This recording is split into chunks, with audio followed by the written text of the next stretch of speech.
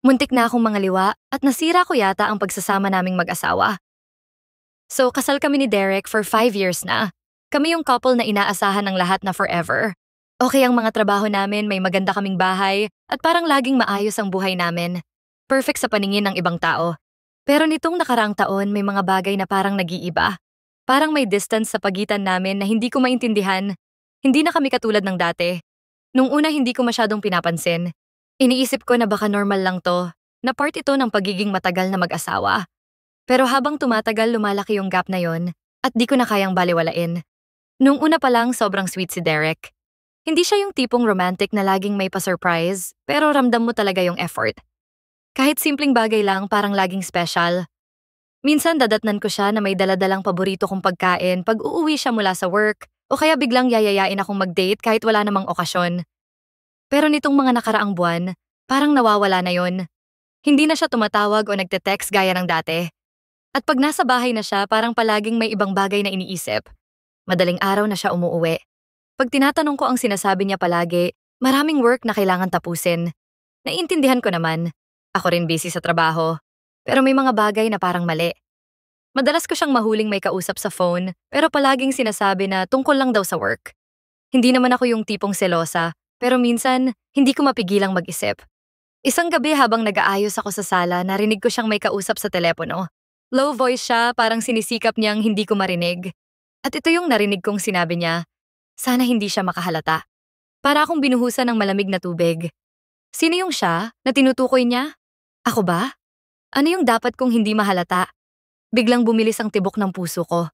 Hindi ako sigurado kung dapat ko na bang kumprontahin siya o maghintay na lang. Kaya mula noon, sinimulan kong bantayan ang mga kilos niya ng hindi halata. Hindi naman ako detective pero napapansin ko ang maliliit na bagay. Yung mga biglaang overtime. Yung mga gabi na bigla siyang lalabas at hindi ko alam kung saan pupunta.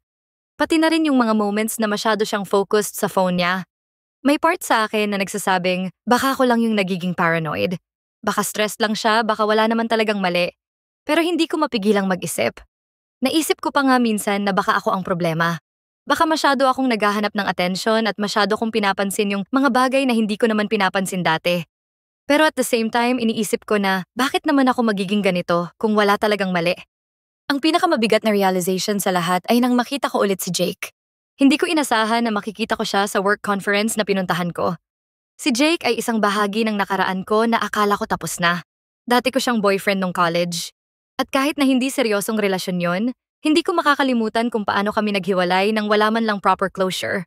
Parang naglaho na lang siya sa buhay ko. Kaya imagine mo yung gulat ko nang makita ko siya ulit. Nagkagulatan kami pareho tapos syempre nagkumustahan. Ang dami niyang kinuwento tungkol sa buhay niya ngayon. Successful na siya sa career niya at single pa rin daw siya. Hindi ko alam kung bakit pero parang bumalik lahat ng mga alaala namin nung college. Yung mga simpleng lakad namin, yung mga tawanan namin sa kantin, yung moments na parang kami lang ang tao sa mundo. Siguro normal lang na bumalik yung mga alaala na yon, pero di ko in-expect na magiging ganito katindi yung epekto. Nang pauwi na ako galing sa conference, hindi ko mapigilan ang sarili ko na mag-isip tungkol kay Jake. Hindi ko rin maiwasang i-compare yung nararamdaman ko noon sa nararamdaman ko ngayon.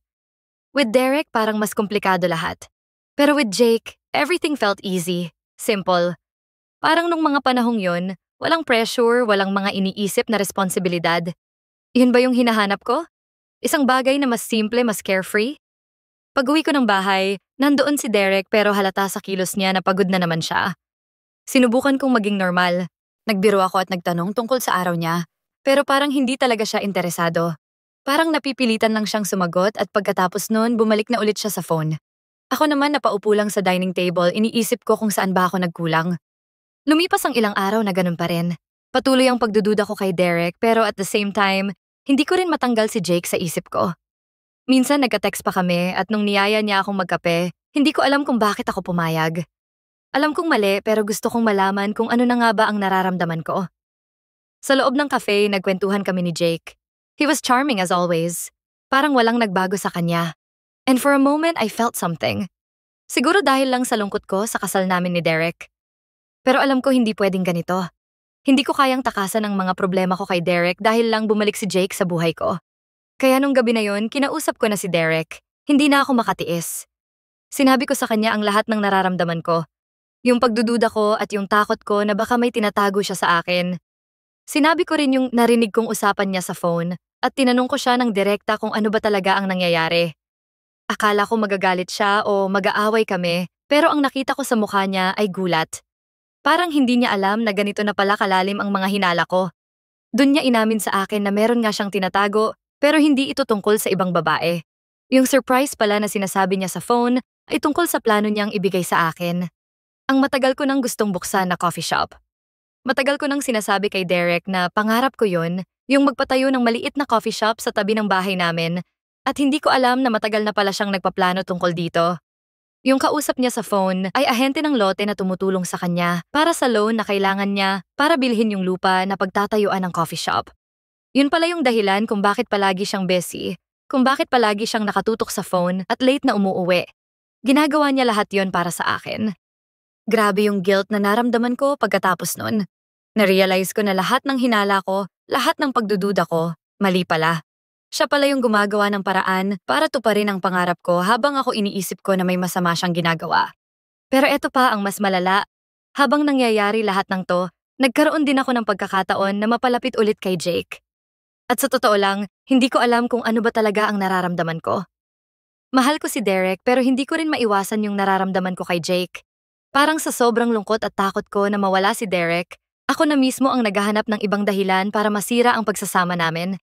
Alam kong mali yung nararamdaman ko kay Jake, pero andun pa rin yung thought na baka siya yung taong mas para sa akin. Hindi ko rin maalis sa isip ko yung sinabi niya sa akin nung huli kaming nagkita. Hindi mo deserve yung taong pinapahirapan ka. Dapat masaya ka. Pero ngayon naiisip ko, sino ba talaga yung nagpapahirap sa akin? Si Derek ba talaga o ako na ang nagpapahirap sa sarili ko dahil hindi ko maayos yung mga insecurities ko? Pagkatapos ng mahabang pag-iisip, napagtanto ko na si Derek pa rin ang mahal ko. Oo, may mga pagkukulang kami sa isa't isa, pero siya yung taong kasama ko sa loob ng 5 taon. Siya yung tao na willing na magsakripisyo para tuparin ang pangarap ko, habang ako iniisip kong takasan ng lahat dahil lang sa takot. Si Jake? Nostalgia lang siguro ang dala niya. Pero hindi ako pwedeng bumalik sa nakaraan, lalo na kung alam kong wala namang tunay na future doon. Pero alam ko rin na hindi ako makakapag-move forward kung hindi ko aaminin kay Derek ang lahat. Hindi ko kayang itago sa kanya yung nangyari kay Jake kahit na wala namang masyadong nangyari. Masakit mang isipin kailangan niyang malaman dahil hindi magiging totoo ang pagsasama namin kung magpapatuloy ako na may tinatago. Kaya kinabukasan habang nag-aalmusal kami, sinabi ko sa kanya na kailangan naming mag-usap. Tahimik siyang nakinig habang ikinukwento ko ang tungkol kay Jake. Kung paano kami nagkita ulit sa conference, kung paano kami nagkape, at kung paano ko siya iniisip nitong mga nakaraang araw. Hindi ko na siya pinaglihiman pa. Sinabi ko na oo, nagka-doubt ako pero napagtanto ko na si Derek pa rin ang mahal ko, na wala akong gustong itago. Tahimik lang si Derek habang nagsasalita ako. Ramdam ko yung kaba sa dibdib ko habang hinihintay ko kung ano ang magiging reaksyon niya. Hindi ko alam kung magagalit siya, kung iiyak siya, o kung lalabas na lang siya ng bahay at iiwan ako. Pero nung natapos na akong magsalita, tumingin siya sa akin at tumayo siya, tahimik pa rin. Saan ka pupunta? Tanong ko. Hindi ko mapigilan ang takot sa boses ko. Kailangan ko lang mag-isip. Bigyan mo muna ako ng oras. Sabi niya ng kalmado pero ramdam ko ang bigat sa bawat salita niya. Wala na akong nagawa kundi panoorin siyang lumabas ng bahay. Pagkasara ng pinto, bigla akong napaupo. Para akong binagsakan ng mundo. Hindi ko alam kung babalik pa siya o kung kaya pa ba niyang magtiwala sa akin. Bigla akong natakot na baka nasira ko na ang lahat. Lahat ng itinayo namin sa loob ng 5 taon. Lumipas ang mga araw na parang nasa limbo ako. Hindi ako mapakali. Bihira kaming mag-usap ni Derek at kahit magkasama kami sa bahay, parang may malaking pader sa pagitan namin. Minsan iniisip ko na baka tapos na talaga kami. Na baka hindi na kami aabot pa sa point na kaya naming ayusin to. Pero alam ko rin na hindi ako susuko. Alam kong mali ako at gagawin ko ang lahat para maitama ito. Isang gabi nagdesisyon akong lapitan siya. Nakita ko siya sa labas ng bahay nakaupo sa may maliit na porch na lagi naming tinatambayan dati. Dala ko ang 2 tasa ng kape at kahit natatakot ako sa kung ano ang posibleng mangyari, umupo ako sa tabi niya. Derek, please. Ayoko ng ganito. Sabi ko halos pabulong. Alam kong nasaktan kita at alam kong mahirap magtiwala ulit. Pero hindi ko kayang mawala ka. Hindi ko kayang mawala yung pamilya natin. Tahimik siya pero alam kong nakikinig siya.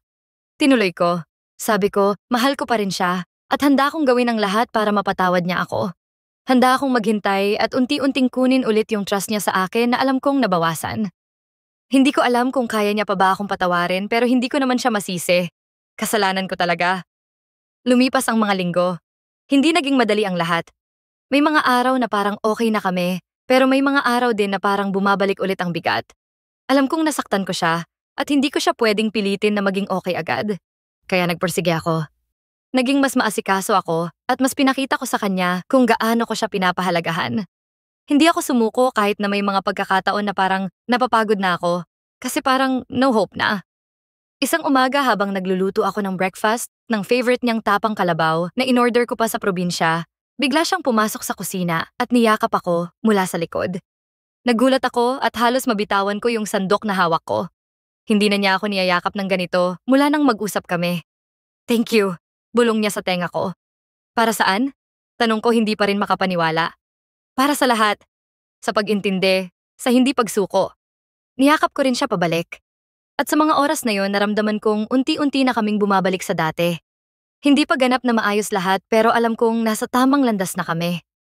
Ilang buwan pa ang lumipas bago kami tuluyang naging okay ulit. Hindi ito mabilis na proseso. Kinailangan ko talagang ipakita sa kanya na kaya niyang magtiwala ulit sa akin. At unti-unti, pinatawad niya ako. Isang araw habang nagkakape kami sa parehong porch na dating kinatatakutan kong hindi na namin matatambayan ulit, iniabot niya sa akin ang isang maliit na envelope. Nagulat ako. At nang buksan ko yon, nakita ko ang mga papeles para sa lupa na binili niya, yung para sa pangarap kong coffee shop. Handa ka na bang itayo ang cafe mo? Tanong niya na may ngiti sa labi. Napaiyak na lang ako. Niyakap ko siya ng mahigpit. Kahit anong pagsubok ang pinagdaanan namin, kahit gaano man kahirap, eto kami ngayon. Mas malakas at mas buo. At sa wakas, alam kong natupad ko hindi lang ang pangarap ko para sa cafe, kundi pati ang pangarap ko na maayos ulit ang buhay naming magkasama. At habang tinatype ko ito, gusto ko lang sabihin sa mundo na buntis ako. First baby namin ni Derek. Wala na akong mahihiling pa. Sobrang swerte ko sa asawa ko at hinding-hindi ko siya ipagpapalit sa kahit na sino.